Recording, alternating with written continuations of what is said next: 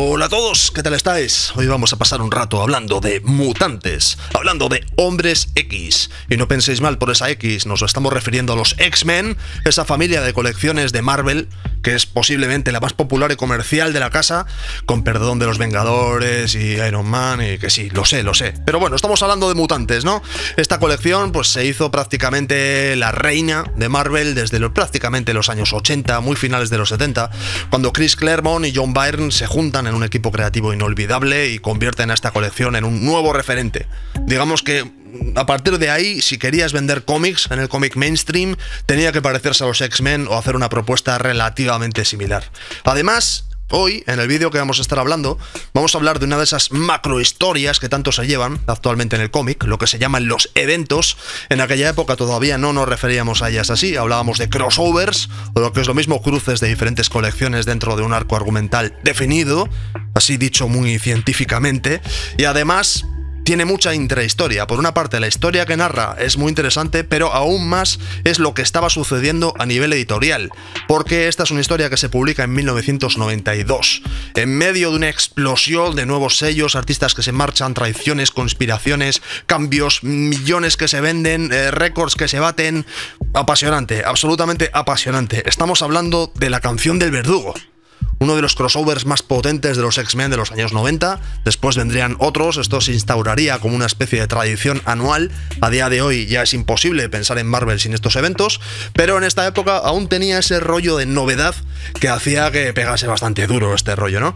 Quedaos que os va a gustar. Mi idea era hacer una serie sobre los eventos de los X-Men en orden, pero bueno, digamos que ese instinto random que me dirige en este canal me ha llevado a hacer este. ¿Por qué?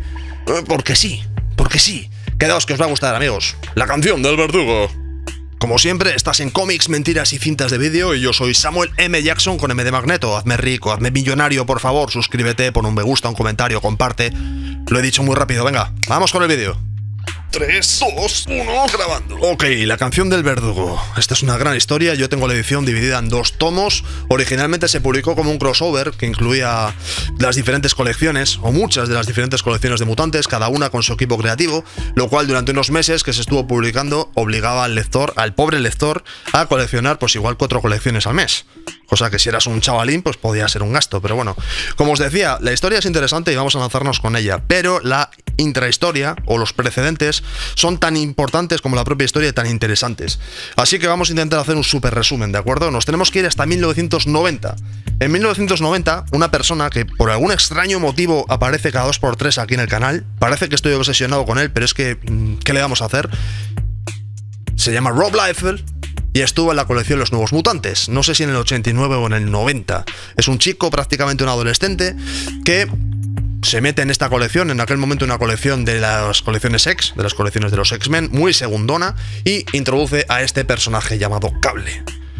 Vale, hasta aquí, pues bueno, era un dibujante que cambiaba mucho el paradigma, centraba mucho el tema en la acción, no le importaba nada el tema de la corrección del dibujo, los fondos y demás, y de repente empieza a meter a personajes muy derivativos, muy de tipos duros y demás, y mete a este tipo con canas y con armas gigantescas y con miembros cibernéticos y tal, vale. La cosa es que le mete ahí y el personaje triunfa a lo grande, se convierte en una gran estrella y proyectada evidentemente como una estrella para los años 90. Vale. A raíz de este éxito, ¿qué pasa? Que se viene arriba este jovencito artista llamado Rob Liefeld y empieza a hacer cosas pues de jovencito al cual le dejan hacer lo que quiere, como por ejemplo cargarse a su guionista, que era Louis Simonson, para ser básicamente él el que se encargase de las historias, y empieza a crear personajes. Empieza a decir, Marvel, tú déjame a mí, que se me ha ocurrido hacer esto, hacer lo otro, y Marvel, pues como buena editorial que lo que quería era pasta, pues le dice, claro que sí, chaval, tú crea lo que quieras que vas a vender, o sea, tú crea, vale. Dentro de sus creaciones, de sus maravillosas creaciones de la época, dentro de esos despliegues de capacidad narrativa, se inventa por un lado Cable y por otro lado a este que estáis viendo, Strife, Discordia en español, como fue llamado, ¿vale? Que parece un caballero del zodiaco con cuchillas y tal, parece Géminis o alguno de esos en plateado. Bueno, sí, pues estos dos personajes, digamos que no sé muy bien por qué, pero en Marvel tienen muchísimo éxito y durante un tiempo durante ese año 1990 y 91, se les ve bastante en las colecciones de mutantes, hasta el punto de que se convierten un poco en la comidilla, ¿no? Empiezan a aparecer pues en otros crossovers y en otras cosas. Ok, saltamos al año 1991. En el año 1991 hay un movimiento sísmico, porque Marvel se da cuenta de que esta nueva generación de artistas venden muchísimo y les deja hacer lo que quiera. Rob Liefeld termina la colección de los nuevos mutantes, la cierra, decide que se acabó y la vuelve a lanzar, la relanza con un nuevo nombre, X-Force, lanzada en 1991. Ok, sigue insistiendo en Cable, Discordia, etc. Se convierte en el cómic más vendido de la historia. Pocos meses después, Jim Lee le dan una colección nueva. Crea una colección nueva para su lucimiento como dibujante y como artista. X-Men a secas. Bate el récord de cómic más vendido de la historia. Es decir, dentro del mismo año tenemos los dos cómics más vendidos de la historia a día de hoy. Vale, de acuerdo, como Jim Lee se ha marchado de Uncanny X-Men a X-Men, hay un dibujante llamado Will Sportacio que empieza a dibujar Uncanny X-Men. Muy bien. Mark Silvestri, el antiguo dibujante de los X-Men, está dibujando Wolverine, Lobezno. Muy bien, y se están vendiendo cómics como churros. Todo parecía ir maravillosamente para Marvel, estaba ahí en la ola, ¿no? Pero de repente, y sin previo aviso, estos artistas se marchan de Marvel, de repente anuncian que se van, dicen, oye, que Marvel, que no nos estás pagando suficiente, que somos estrellas del rock y vamos a ponernos por nuestra cuenta, dejando las historias de estos personajes de Discordia, de Cable y todo este rollo que había estado alimentando en gran parte lo que hacía Marvel en la época, a medias, a medio colgar con todos los proyectos que tenían Marvel y pues dejando un poco en el aire qué es lo que va a suceder, ¿no? Esto, ya veréis, parece que me estoy dispersando, pero esto nos va a traer a este crossover, ya veréis. ¿Qué sucede? Nos plantamos en el año 1992. Y en el año 1992, concretamente en abril, aparece este cómic, Youngblood. Este cómic inicia una nueva editorial llamada Image Comics, que es el producto de estos artistas que se marcharon de Marvel para vender y vender y vender. Rob Liefeld, autor de Los Nuevos Mutantes, crea Youngblood. Unos meses después se lanza Wildcats. Wildcats es la colección creada por Jim Lee de los X-Men. Básicamente es un intento de X-Men, pero propiedad 100% de Jim Lee. Muy bien. Y unos meses después, creo que este sale en agosto, en octubre, salen los Cyberforce, que es la colección de Mark Silvestri, el que había estado dibujando Wolverine, pues dentro de Image Comics. Entre otras colecciones también apareció Spawn, apareció The Max, The Max un poco después, de Savage Dragon, de Eric Larsen, pero bueno, que nos interesen de momento estas tres. ¿Qué pasa entonces? Que en 1992 esta editorial, de repente, aparecía un poco de la nada, supera a Marvel en ventas. O sea, revoluciona el mercado norteamericano, se convierte en la referencia number one. Lo peta, para entendernos, ¿vale? Y Marvel se ve necesitada de responder. Por un lado se ha quedado sin dibujantes estrella, cosa que ya en sí era bastante duro para ella. Y por otro lado, sus historias de mutantes y demás habían quedado un poco a medio camino. Así que Marvel, no sé si 1 o 2 meses después del último lanzamiento de estos tres que os acabo de enseñar, lanza La Canción del Verdugo.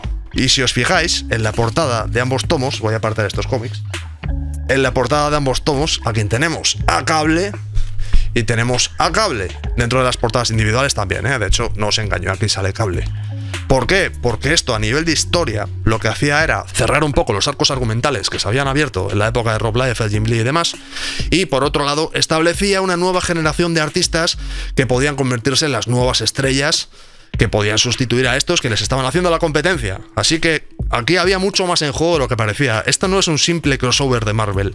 Esto es el contraataque de Marvel con respecto a una generación de artistas que le estaba haciendo la competencia.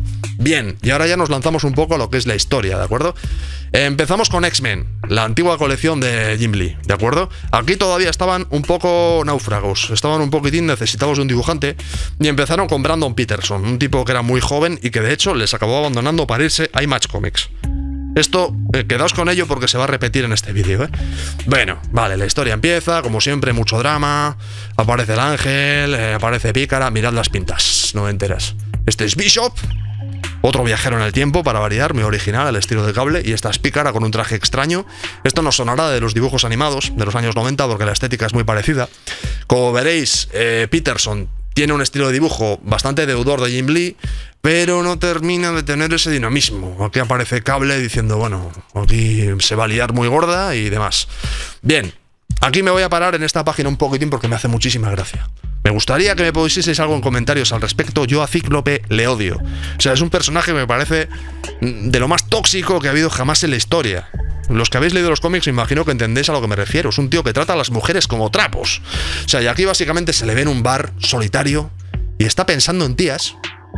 Su mujer, su novia por aquel entonces, que es Jean Grey, que tiene poderes mentales, le pilla que está atontado.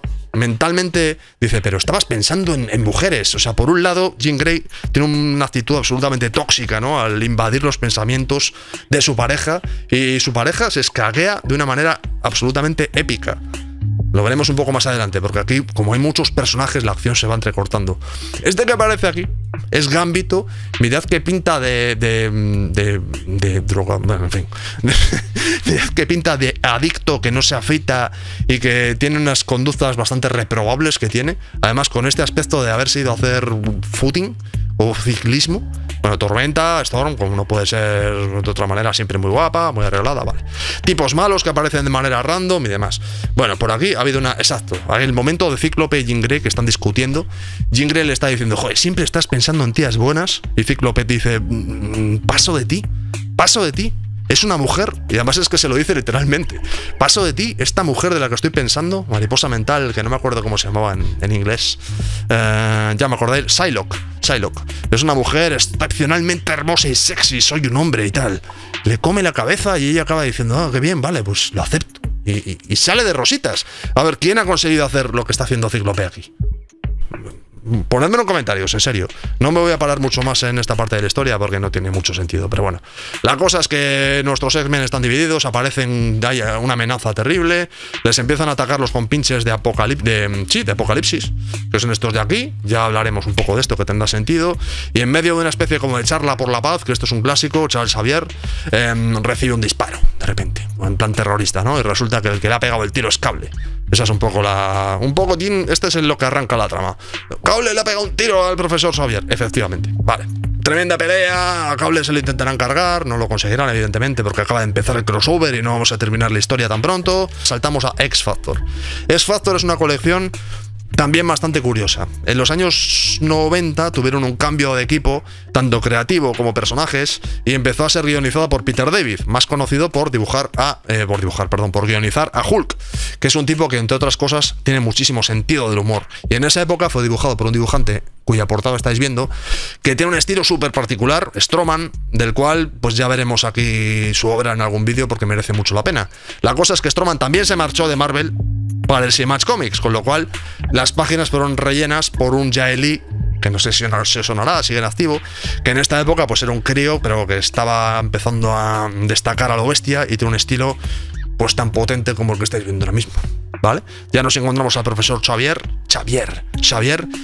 que le han pegado un tiro, que va al hospital y demás. Como veréis, Jae Lee tiene un estilo entre Bill Sienkiewicz y Simon Bisley. A mí particularmente este jovencísimo Jae Lee me encanta. Es verdad que tiene todos los vicios estos, que pasa de fondos, que pasa de perspectivas, que pasa de anatomías y demás. Pero, chicos, ¿qué quieres que os diga? Mirad las viñetas. Potencia. Un montón de viñetas son copiadas a otros artistas, por cierto. Un día igual le hacemos un vídeo con sablazos que ha hecho. Pero bueno, digamos que este X-Factor tiene la gracia de que junta un montón de chistes, un montón de humor, con un poco el drama propio, ¿no? Realmente aquí lo que tienen es esa tensión de que le han pegado un tiro al profesor Xavier y están un poco investigando qué es lo que puede haber sucedido. Vale, en medio de todo esto aparecen los X-Force. Esto se lía aún más. X-Force, como os había dicho antes, es la colección que creó Rob Liefeld y básicamente eran unos prófugos de la justicia. Así que llega un momento en el cual, pues haciendo una investigación de dónde puede estar Cable, dónde puede no estar, los acaban encontrando y pues estos personajes de X-Force tienen un careo con ellos. Aquí hay un chiste bastante, en fin, intrachiste podríamos decir, no broma interna. Si os fijáis, estos dos personajes parecen iguales. Esto es porque este personaje es Loba Venenosa y este personaje que estáis viendo aquí se llama Feroz. Vale, el concepto es Rob Liefeld, ese genio, cuando heredó, llámalo como quieras, los nuevos mutantes, en el grupo tenía a este personaje, que era una chica irlandesa, pues como muy recatada, religiosa, no le gustaba la violencia, vale, tenía poderes así como animales, pero no, digamos que le faltaba acción, le faltaba, sabéis, ¿no? Entonces, básicamente se la cargó, la echó del grupo y se inventó a este personaje que era prácticamente igual, pero en versión hardcore, porque lo que quería Rob Liefeld eran personajes de acción, personajes psicópatas. Así que aquí este enfrentamiento que hay de los dos personajes es bastante gracioso porque también es un poco un palo a Rob Liefeld, que dejó tirado a Marvel Comics anteriormente, ¿no? Bueno, en fin, fricadas. Como veréis, mucha acción, hay pelea con perspectivas complicadas, hay mucha pelea, mucha furia, mucha rabia. Eventualmente X-Force van a acabar huyendo, van a conseguirlo porque es necesario que se rellenen más páginas, aparecerán los X-Men, con ese Wolverine, Lobezno, que aquí parece un monstruo, ¿de acuerdo? Dibujado así con estas sombras poderosas. Y nada, pues eso, esta es la gran entrada de los X-Men en la historia. La gran entrada. Y finalmente se nos muestra que hay también, aparte de Apocalipsis, está este personaje metido, que no sé si lo conocéis, es Mr. Siniestro. En la misma historia tenemos a Discordia, tenemos a Mr. Siniestro y tenemos a Apocalipsis. O sea, esto es un quilombo. Y ahora estamos en los X-Men. Y aparte de esto, pues nos permite viñetas como las que estáis viendo, que es parte de la gracia también de estos crossovers, que es ver a todos los personajes mezclados e intentar darles nombre. Bishop, Arcángel, Mariposa Mental, Psylocke, Fortachón. Este tipo se llama Strong Guy, Fortachón, de X-Factor. Lorna Dane, ¿cómo se llama? Polaris, Coloso, el hombre múltiple, Jamie Madrox, el hombre de hielo, Mercurio, Pícara, Gambito, Júbilo, Wolverine ya lo he dicho, Loba Venenosa, que no me acuerdo, Wolfsbane me parece que se llama en inglés, lo he conseguido, ¿eh? Bien, y la bestia, evidentemente la bestia, que ahora mismo no sé si seguís los cómics actuales, pero en fin, da cosa ver a esta bestia como un científico bondadoso, pues sabiendo en lo que le han convertido, que a mí por cierto me encanta, a día de hoy. Muchas peleas, mucho de todo, y finalmente aparecerá Apocalipsis ya por terminar de rematar el asunto, que se pegará con sus antiguos servidores. Ya después hablaremos de por qué sucede esto. Y la trama pues se sigue liando. Seguimos teniendo a todos los personajes liados. Tenemos a Wolverine diciendo soy el mejor en lo que hago, tiro frases ahí cortantes sin venir a cuento. Y de pronto aparece Cable, que en principio, se supone que al principio de la historia le había pegado un tiro al profesor Charles Xavier, y ahora de repente es como que acaba de llegar a la historia, lo cual nos rompe un montón, nos deja ahí el culo torcido, ¿sabes? Nos deja la historia que no sabemos muy bien lo que está pasando y de repente descubre que es que ha aparecido alguien con su misma cara que le ha pegado un tiro a Charles Xavier. Esto pues le rompe, vale. Este super equipo que se ha formado aquí saldrá a perseguir a los X-Force. Saltamos a X-Force. Si no os habéis perdido a estas alturas del vídeo, chavales, sois los mejores. Vale, X-Force. ¿Qué nos encontramos aquí? Un dibujante con un apellido en español gracioso, Capullo. En inglés, pues imagino que se dirá Capulo, Greg Capulo, vamos a decirlo así. Que aquí, pues está, digamos que confirmándose como dibujante en Marvel. Muy buen dibujante, por cierto, como veréis en esta tremenda página doble. Y este tipo, pocos sabían en esta época que sería durante años el dibujante de la colección regular de Spawn. O sea, Brandon Peterson, el primer dibujante que hemos visto, se largó a Image Comics. Jaeli, el segundo dibujante que hemos visto, se largó a Image Comics. El tercer dibujante, el Kubert, no, este se quedó en Marvel. Y este que estáis viendo ahora, Greg Capullo, se largó a Image Comics. Es decir, esto se creó como una especie de respuesta comercial a la aparición de Image Comics y ya la mayoría de los artistas que participan se largaron a esa nueva editorial.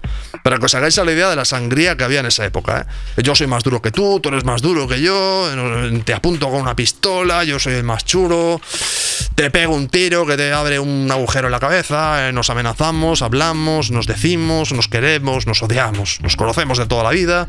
Y aparece Cable, pues mirad, Cable se ha cabreado y ha dicho, esta vez es personal. Ahora sí que os vais a enterar todos de lo que pasa. Mirad esta viñeta de Cable con su cañón. Ahora sí que os vais a enterar. Vale. ¿Os acordáis de esta parejita que teníamos, que eran un par de tóxicos de la Virgen, que básicamente la una se metía en la mente del otro y el otro solo estaba pensando en tías buenas porque es un... en fin... me censuran? Pues sí, efectivamente, habían sido secuestrados y han sido llevados a la presencia de Discordia, ese caballero de Géminis plateado con cuchillas y actitud extraña que fue creado por un adolescente obsesionado con la acción. Y bueno, pues por algún extraño motivo les tiene secuestrados. Volvemos a Uncanny X-Men. Apocalipsis, Dios mío, ¿qué hago aquí? Este personaje no debería haber aparecido, todavía no tiene toda su fuerza, bla, bla, bla. Aparecen los X-Men en plan muy malotes. La cosa es que tenemos a los X-Force reclusos, tenemos a todos mucho drama, solo son niños, ¿qué hacemos encarcelando a esta gente? Bien, vale. Hay una pelea contra Apocalipsis. Y mientras tanto, pues estos dos, que eran algo así como los grandes tipos duros de Marvel de la época, los Big Guns, han empezado a investigar por su cuenta a ver si se encuentran con Cable. Muy confuso, muchas peleas, mucho echar en cara cosas, mucha pasivo-agresividad, mucho X-Men. Esto que os estoy describiendo son los X-Men. Si no habéis leído esta colección, os sonará extraño y seguramente cómico, pero esto que estoy diciendo es exactamente lo que sucede aquí. Todos se pelean mucho, todos tienen un pasado que se odian, están traumatizados. Tenemos cientos y cientos de cómics anteriores que se hace referencia a ellos, personajes que no sabemos muy bien quiénes son. Finalmente tendremos este encuentro, nada casual, de los tres tipos duros más duros del universo de los mutantes, que esto era lo que un adolescente de la época estaba esperando. Y eso nos lleva a X-Factor otra vez. Tremenda página doble, en la cual, como os decía antes, se cumplen todas esas expectativas en las cuales pues se van a pelear porque estos consideran que Cable es el asesino que están buscando y quieren cargárselo, ¿no? Pues digamos que se cierra, al final después de pegarse y pegarse y pegarse y pegarse, como siempre pasa en estas circunstancias, los tipos duros se aclaran hablando y se ponen de acuerdo y dicen, pues vale, pues te creo, mira, pues vale, pues si no te has cargado tú a Xavier, si no le has pegado tú un tiro, esta viñeta por cierto es calcada a Beasley, pues vamos a descubrir nosotros tres quién ha sido el que lo ha hecho, ¿vale? Digamos que termina con un enfrentamiento frontal directo entre Apocalipsis y Discordia. Y aquí es donde nos enteramos que al parecer, como os decía antes hace un ratillo, existe un vínculo entre los dos, un vínculo que será explotado comercialmente por Marvel hasta la extenuación. Vale, aquí tenemos otra de las peleas, como veréis esto va de peleas anunciadas, la pelea entre Discordia y Apocalipsis. Voy a hacer un super spoiler. Estos dos se odian un montón. ¿Por qué? Apocalipsis no tiene ni idea. Pero Discordia resulta que es que, como os he dicho antes, viene de un futuro en el cual Apocalipsis se convirtió en algo así como en el señor del mundo, convirtió el mundo en una distopía terrible, ¿vale? Un mundo posapocalíptico. Y al parecer, pues Discordia pues lo pasó muy mal en esa época y tras viajar en el tiempo, pues decidió que iba a vengarse de Apocalipsis, que le odia tremendamente. Y encima al quitarse el casco descubrimos que efectivamente tiene la misma cara que Cable. Y sucede pues un montón de conversación sin sentido, intentan salvar al profesor Xavier, se dan cuenta de que él tiene una especie como de virus tecnológico que hace que sea prácticamente incurable. Y mientras tanto, además, spoiler otra vez, vemos que a Discordia, ya con la cara de Cable libre de misterios, se pone como tierno mirando a Jean Grey y a Cíclope, mirando a la pareja de tóxicos, se pone como tierno. Os voy a hacer un mega spoiler. Cable es hijo de Cíclope, ¿ok? Y de Jean Grey, podemos decir de alguna manera. Es un hijo viajero del tiempo, del futuro, de no sé qué, de ellos, ¿vale? Así que al verles es como que les mira y dice, oh, los padres que pude tener y no tuve. Ya os lo he dicho, continuamos. Apocalipsis, que se había teletransportado tras su derrota ante Discordia, aparece en la casa de los X-Men y se rinde. Y dice, oye, que me rindo, que no he venido a daros de hostias, sino que he venido a rendirme, que quiero aliarme con vosotros porque este tipo es un tipo demasiado duro y tendríamos que ir a por él todos y ya está. Y se acabó. Vale. A Apocalipsis le dicen, ¿por qué nos tendríamos que aliar contigo? ¿Qué nos ofreces tú? Y Apocalipsis dice, pues es que yo puedo curar el virus tecnoorgánico que tiene Xavier. Y le dicen, venga ya, no te lo crees ni tú. Total, que sí, que efectivamente lo hace. Lo cual hace que los X-Men, lógicamente, se queden con cara de idiotas. Y mientras tanto en la luna, pues por fin, después de un montón de pasivo-agresividad, de observar cómo duermen y de todo, Discordia se presenta frente a Cíclope y a Jean Grey y les lloriquea en la cara diciendo, oh, Dios mío, soy como un bebé, pero soy viejo, así que no tiene ningún sentido la conversación. Pero bueno, todo el mundo se siente muy frustrado y muy herido en su ego personal, así que por fin, pues hay lucha, va a haber lucha. Atacan la base, por fin. Dios mío, Dios, esto es excesivamente complejo y marketingiano también. Bueno, hay una pelea en la cual no sabes quién es quién, se pegan, se odian, se agarran, manojos de sangre gritando y pasan cosas raras y tenemos tremenda explosión. Y finalmente, pues eso, que sí, que vale. Y lo curioso de todo esto es que después de todo este quilombo, llega esta página, esta inocente y estúpida página, que es la más trascendente de todo el crossover, lo cual me obliga a hacer un pequeño parón. En esta pequeña nota al margen, Mr. Siniestro abre una especie como de cápsula que le había dado Discordia, ¿vale? Y esta libera una especie como de humillo que le hace toser al científico que la abre, ¿vale? Esta pequeña nota al margen resulta que abrirá una página que será la de la página del virus del legado, que viene a ser una especie como de... nos suena, ¿verdad? En 2020 viene a ser una especie como de virus que se contagiaba un montón, que mataba a todos los mutantes y que durante un tiempo pues incluso se cargó a personajes importantes de la colección de los X-Men. Bueno, esto ya es un epílogo, que esto lo voy a saltar a toda velocidad. Esto es, pues eso. Empezamos la historia con los personajes muy traumatizados, acabamos la historia con personajes muy traumatizados. Hay un último plano súper romanticista y melancólico en el cual Xavier es capaz de andar durante un rato, pero nos encontramos como finalmente su cuerpo vuelve a apagarse. Esta chica adolescente creada especialmente para los 90, con ese tipo de costumbres MTV absolutamente insoportables, le ayuda a volver a la silla de ruedas, que es donde pertenece. ¿Ok? Sí. Vale, y hasta aquí la canción del verdugo, una historia de venganzas, pero una historia sobre todo de arcos argumentales complejos, y sobre todo es una historia que aprovecha comercialmente para cerrar un montón de lazos comerciales y cerrar un montón de cosas que abrieron los autores que posteriormente se fueron Image. Y también podríamos interpretarlo como una especie de patada en el culo que les dio Marvel diciendo: no os necesitamos, podemos acabar vuestras historias. Creo que este vídeo debe haber quedado eterno, espero que os haya gustado, no me esperaba yo una cosa tan grandilocuente. Y como siempre, si me he dejado cosas, si no me las he dejado, si os ha gustado, si no os ha gustado, lo que sea, ponedmelo en comentarios, compartir, suscribirse, no sé qué, ya es la 14ª vez que lo digo en este vídeo, no lo voy a decir más.